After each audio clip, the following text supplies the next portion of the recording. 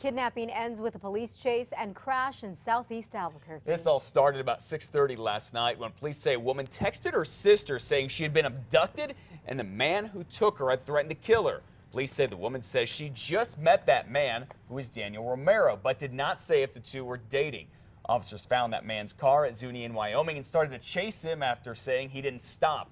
Police laid out spike strips at one point, but they say Romero here avoided them, drove over the median, and crashed into 4 other cars at Avenida Cesar Chavez and I-25. No one was seriously hurt, though. It did, just because, like I said, the loud pop, and then we heard the and then it smacked. And then when we looked, then we seen the police coming, and then everybody jumped out with their guns going, and with the way everything has been happening lately, I kind of assumed that they were going to end up shooting. Well, take a look at this cell phone video from witnesses showing Romero being hauled away by police. Now, it just so happens U.S. Marshals were after Romero as well on robbery, drug dealing, and gun charges. Liz?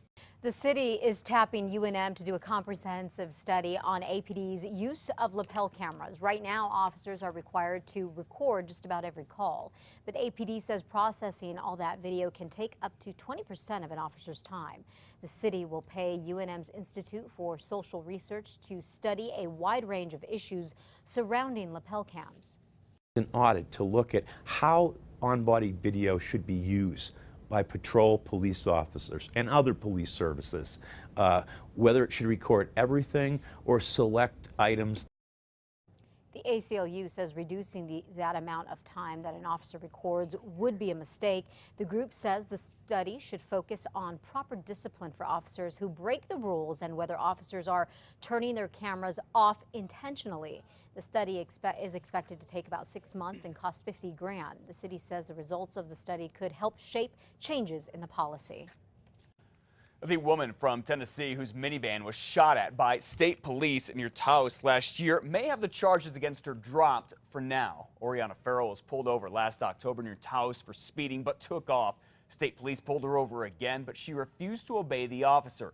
Farrell and one of her children struggled with the officer right here. That's when one of them broke out one of the windows. She took off a second time and an officer fired at her. Farrell is facing charges of aggravated fleeing, child abuse, and possession of narcotic paraphernalia. An appeals court judge is proposing that the charges against her be dropped because of a mistake in the grand jury process. The district attorney now has a chance to file a response to the court. Even if the charges are dropped, the DA could indict Ms. Farrell again through another grand jury.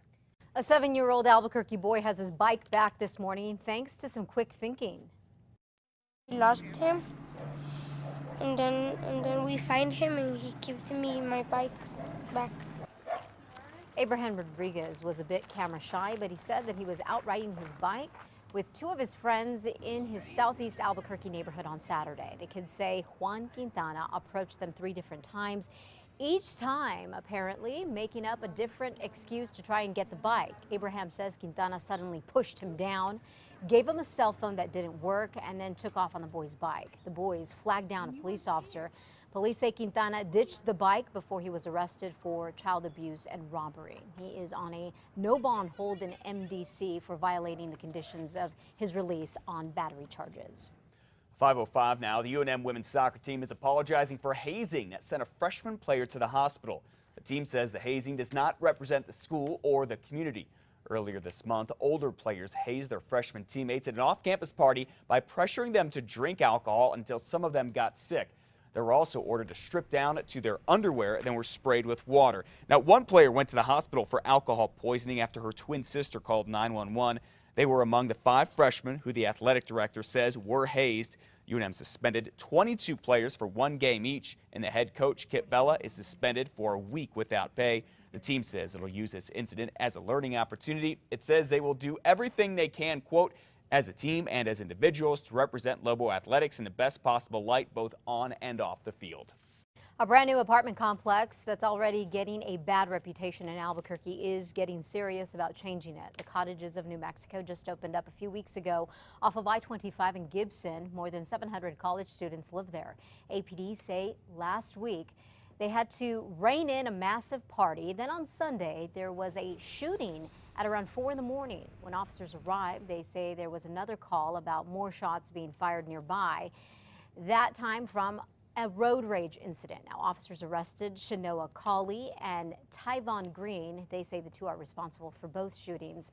On Twitter, the Cottages of New Mexico says it is not blaming residents for the recent events and that they are working hard to make changes, including making sure that people who don't belong there stay out. It is traffic issues plaguing Atrisco Heritage Academy High School. 2,600 students go there, making it the state's largest high school. Now there's a new elementary school nearby with another 1,800 students. You can imagine that's a lot of cars in the morning.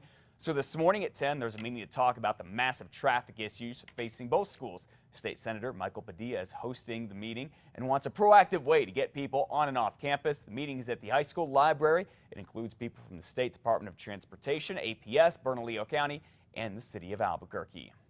What's not even fall and all ready to talk is about what you and your family can do this winter at the Sandia Ranger District. And today, rangers from the Cibola National Forest and folks with the Talking Talons Youth Leadership Group will be talking about the Capulan Snow Play area, trails, and the idea of starting a Kids in the Winter Woods conservation and education program.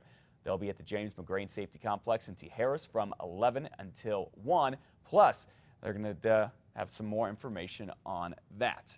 All right, once again, update now on the breaking news we've been telling you about this morning. Avoid Coors and Blake Southwest. Bernalillo County Sheriff's deputies are down there investigating. What we know this morning right now is that one person is dead. A lot of flashing lights. Avoid the area. We're going to get you a live picture, some more information coming up.